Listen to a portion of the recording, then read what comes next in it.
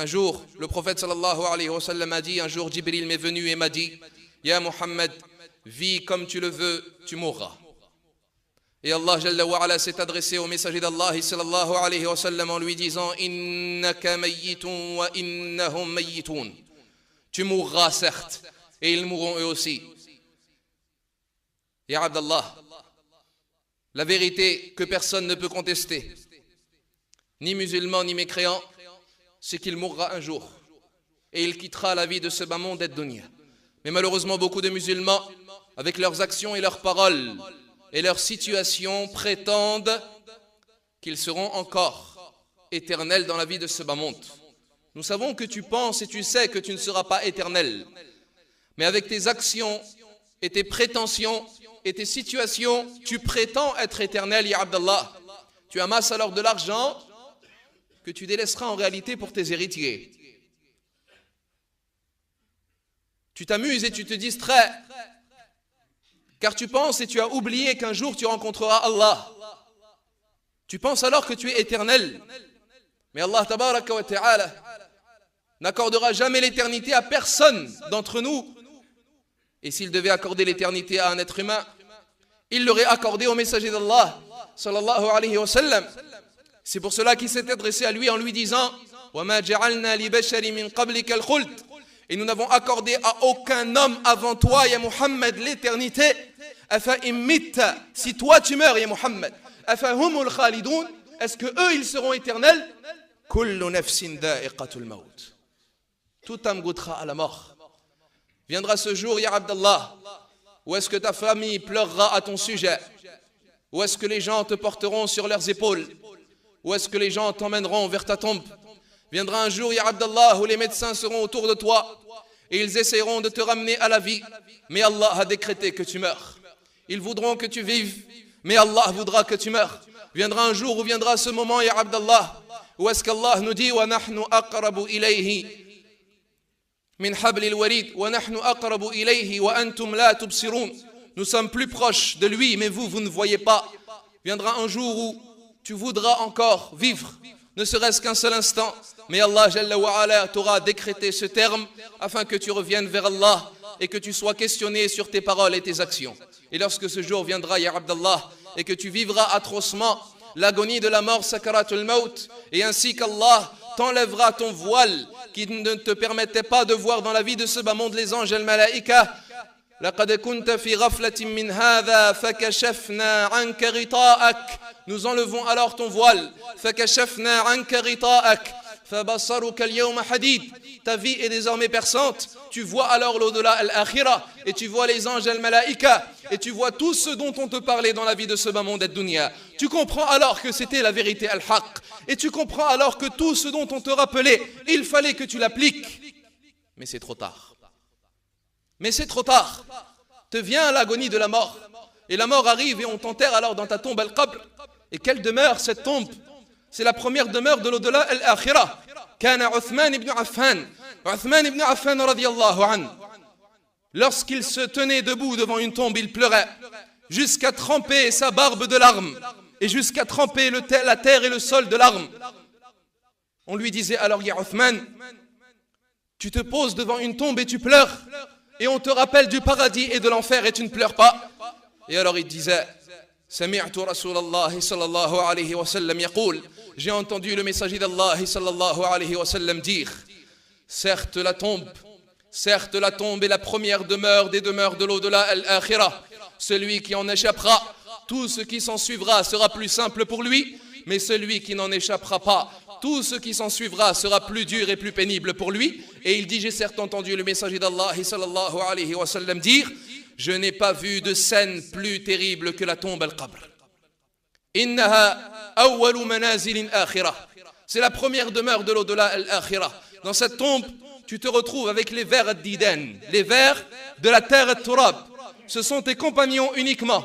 Tu n'as plus d'argent, tu n'as plus d'amis, tu n'as plus de connaissances, tu n'as plus quelqu'un qui pourrait t'aider, mais tu n'as qu'Allah tabaraka wa ta'ala. Et te viennent alors les anges malakan. Mais avant cela, ya al-ahbab, nous tenons à rappeler le hadith d'Al-Bara ibn Azib radiyallahu anhu, dans lequel il rapporte qu'ils étaient avec Les compagnons étaient avec le messager d'Allah sallallahu alayhi wa sallam, autour d'une janaza, autour d'un mort parmi Al-Ansar et avant son enterrement. Et le prophète sallallahu alayhi wa sallam faisait des signes, des traces avec son bâton sur la terre. Puis il leur dit: Ista'idhu billahi min adhab al-qabr. Ista'idhu billahi min adhab al-qabr. Ista'idhu billahi min adhab al-qabr. Demandez refuge auprès d'Allah contre le châtiment de la tombe. Demandez refuge auprès d'Allah contre le châtiment de la tombe. Demandez refuge auprès d'Allah contre le châtiment de la tombe. Puis il dit sallallahu alayhi wa sallam: certes, le serviteur croyant, lorsqu'il s'apprête à quitter la vie de ce monde ad-dunya et à rejoindre l'au-delà al-akhirah, l'accueil des anges au visage lumineux et rayonnant tel le soleil al-shams, et avec eux un habit provenant du paradis al-jannah et un musc du paradis al-jannah, et s'approche avec eux l'ange de la mort, Malakul Maut. L'ange de la mort s'assoit alors près du mort, près de l'agonisant, et il s'adresse à son âme et il lui dit alors: Ya ayyatuhan nafsul mutma'inna, ô toi l'âme tranquille, sors par la satisfaction d'Allah et l'agrément d'Allah. Il dit alayhi salatu wassalam: l'âme sort du corps comme de l'eau coule d'une jarre. L'eau, lorsqu'elle coule d'une jarre, elle coule avec douceur. Eh bien, l'âme du croyant sortira du corps avec douceur. L'ange de la mort la récupère alors. Puis les anges al-malaïka ne laissent pas l'instant d'un clin d'œil, et ils s'emparent de l'âme qui se trouvait dans les mains de l'ange de la mort. Ils la récupèrent alors et ils l'embaument du parfum du paradis al-jannah et l'habillent du linceul du paradis al-jannah. Et ils la font monter dans le ciel as-sama, et ils arrivent au premier ciel. L'ange gardien du premier ciel dit: à qui appartient cette âme? Quelle bonne odeur! Et on lui dira alors: à un tel, fils d'un tel. Et on l'appellera par le meilleur nom par lequel on l'appelait dans la vie de ce bas monde ad-dunya. On lui ouvrira alors, puis les anges l'accompagneront alors et monteront au deuxième ciel, et ainsi de suite jusqu'à ce qu'ils arriveront à Allah tabaraka wa ta'ala. Et lorsqu'ils arriveront à Allah jalla wa ala, Allah dira tabaraka wa ta'ala: ramenez cette âme à la terre et turab, car c'est d'elle que je l'ai créée, et c'est vers elle qu'elle retournera, et c'est d'elle que je la ressusciterai.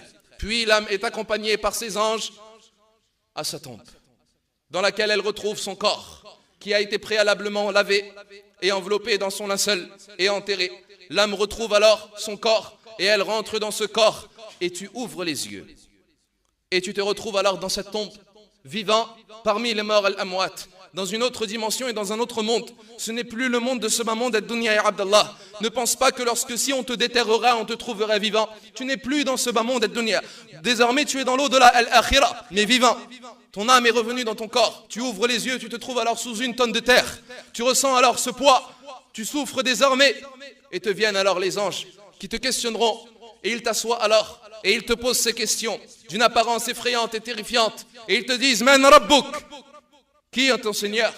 Et alors à ce moment-là, si tu as véritablement considéré ton Seigneur, Allah, si tu as unifié ton Seigneur tabaraka wa ta'ala, si tu n'as eu peur que d'Allah, et tu n'as adoré qu'Allah, et tu n'as invoqué qu'Allah jalla wa ala, et tu as passé ton temps dans l'adoration d'Allah et tabaraka wa ta'ala, tu parviendras et tu seras raffermi en disant: Rabbi Allah. Puis ils te demanderont: Ma dinuk, quelle est ta religion? À ce moment-là, si tu as considéré ta religion comme la religion de l'islam, si tu as vécu pour l'islam, sacrifié pour l'islam, passé ton temps pour l'islam, donné secours et victoire à l'islam, tu répondras alors: Dini al-islam. Et à ce moment-là, ils te poseront la question: Man alladhi ursila ilayk? Quel est l'homme qui a été envoyé? Man nabiyyuk? Qui est ton prophète? À ce moment-là, si tu as considéré Muhammad alayhi salatu wassalam comme ton prophète et ton messager, tu as suivi sa sunna, tu as appris son comportement, tu as appliqué, tu l'as défendu, tu as appris sa vie et la vie de ses compagnons, tu répondras: Nabiyyi Muhammadun sallallahu alayhi wa sallam. Et à ce moment-là, un appel sera lancé venant du ciel disant: An sadaqa abdi, mon serviteur a été véridique. Afrishuhu bil jannah, wa albisuhu bil jannah, waftahu lahu baban ila al jannah. Habillez-le de paradis et installez-le dans des lits du paradis et ouvrez-lui une porte vers le paradis al-Jannah. Ta tombe sera alors élargie et tu ne verras même pas à portée de vue et à l'horizon, et des matelas et des tapis et des oreillers seront installés, et tu vivras désormais dans les délices de la tombe si tu as effectué des actions qui te permettront d'être protégé du châtiment de la tombe, adabul qabr. Amma al-akhar, quant aux désobéissants, ayyul ahbab, et quant aux pervers et à l'ignorant, quant à celui qui a refusé de craindre Allah, quant à celui qui a refusé de se prosterner à Allah, quant à celui qui a voulu s'entacher de péché et qui déclarait la guerre à Allah nuit et jour, quant aux mécréants et aux pervers et à l'hypocrite, Écoutez ce que nous dit le messager d'Allah, sallallahu alayhi wa sallam. Il dit Inna al-abd al-fajir ou al-kafir. Quant au serviteur pervers et mécréant, et fait rentrer à cela le serviteur désobéissant, comme l'ont dit les savants al-ulama, car le serviteur désobéissant sera châtié également dans sa tombe, et il risque de souffrir également lors de sa mort. Fallahu a'lam, est-ce que le messager d'Allah alayhi salatu wa salam n'a voulu parler ici que du mécréant et du pervers, ou bien il y a rentré également le désobéissant, celui qui désobéit à Allah tabaraka wa ta'ala, mais prends-le comme une exhortation, ya Abdallah. Certes, le serviteur pervers et mécréant, lorsqu'il s'apprêtera à quitter la vie de ce bas monde ad-dunya et à rejoindre l'au-delà al-akhirah, l'accueilleront des anges ghiladun shidat, rudes et durs, soudul wujuh, au visage noir et obscur, et avec eux al-musuh. Wal-musuh, c'est un habit fait de feu de l'enfer nar. Ma'ahum al-musuh, avec eux al-musuh, qui est un habit venant du feu de l'enfer nar.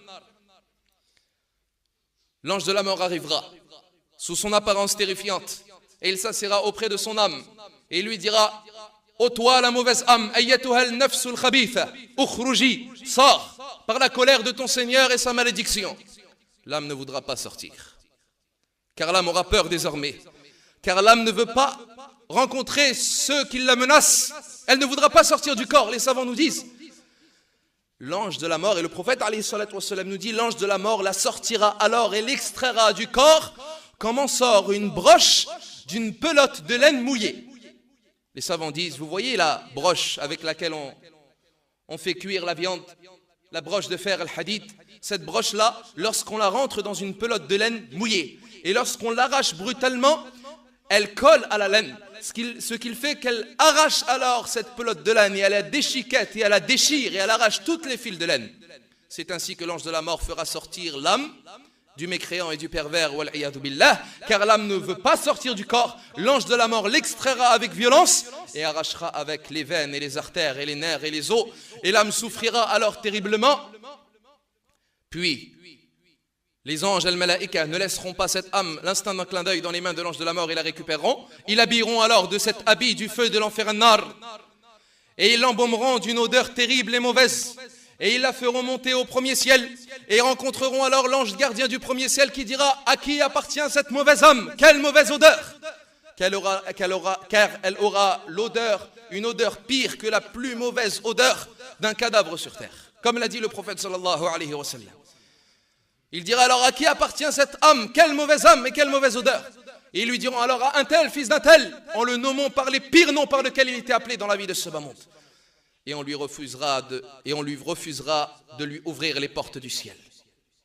Comme Allah tabaraka wa ta'ala nous dit: Innal ladhina kadhabu bi ayatina wastakbaru anha. Quant à ceux qui ont traité de mensonges les signes et se sont enorgueillis quant à ces signes, la tufattahu lahum abwabus sama. Ne leur seront pas ouvertes les portes du paradis. Wala yadkhuluna al-jannah hatta yalija al-jamalu fi sammi al-khiyat. Et ils ne rentreront au paradis que lorsque le chameau rentrera dans le trou d'une aiguille. Et ainsi, Allah Jalla wa Ala ordonnera alors que cette âme tombe dans la terre al-ard. Imaginez-vous, ayyuhal ahbab, la limite du premier ciel, ne pensez pas que c'est uniquement le ciel que nous voyons ici et les étoiles. La limite du premier ciel, ayyuhal ahbab, comme l'ont dit les savants al-ulama, c'est tout l'univers. Sama ou dunya, le premier ciel, c'est tout l'univers, avec toutes ces galaxies, et tous ces astres, et toutes ces planètes, et toutes ces comètes, et toutes ces étoiles.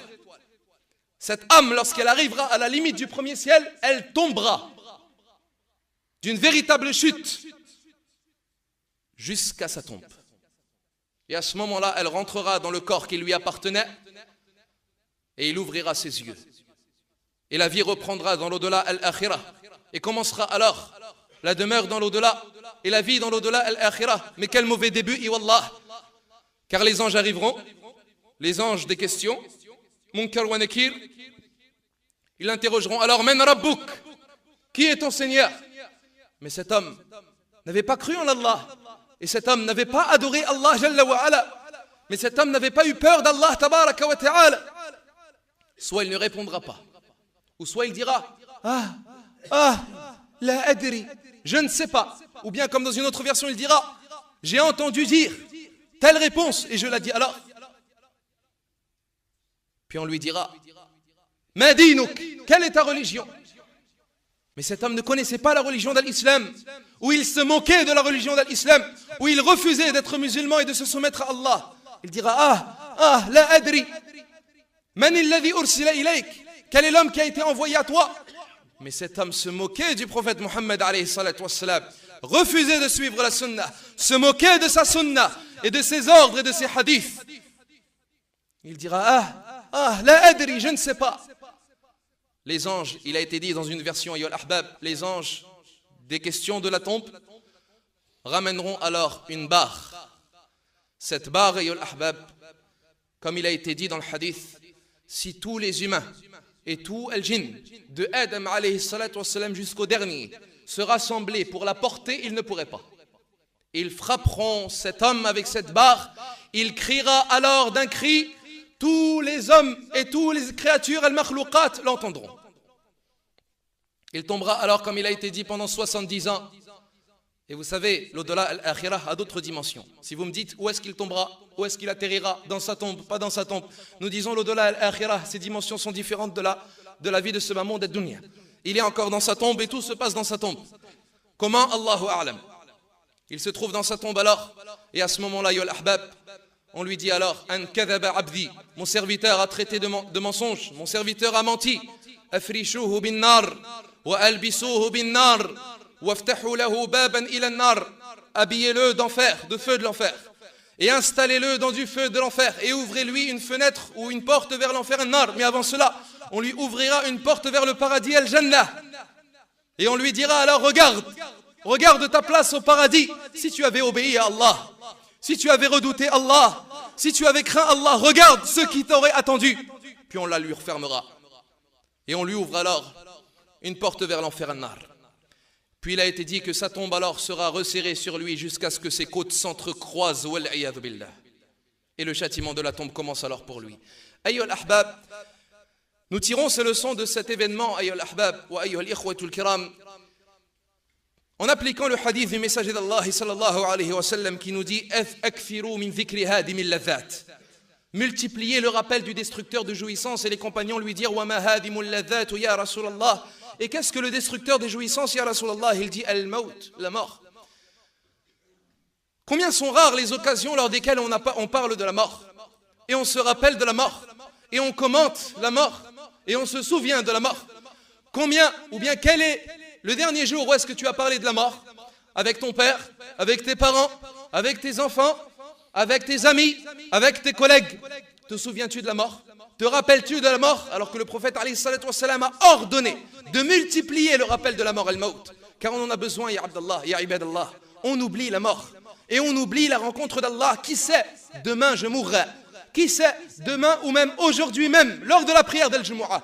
Allah Jalla wa Ala, rien ne l'empêche d'envoyer l'ange de la mort à la mosquée de Villetaneuse afin qu'il fasse mourir l'un d'entre nous. Mais malheureusement, la société nous fait oublier la mort. Et la vie de ce bas monde ad-dunya nous fait distraire. Et on oublie l'ange de la mort. L'ange de la mort travaille nuit et jour, ya ibadallah. Et il fait mourir des âmes nuit et jour. Des milliers d'âmes meurent dans cette vie de ce bas monde ad-dunya. Et nous, on l'oublie.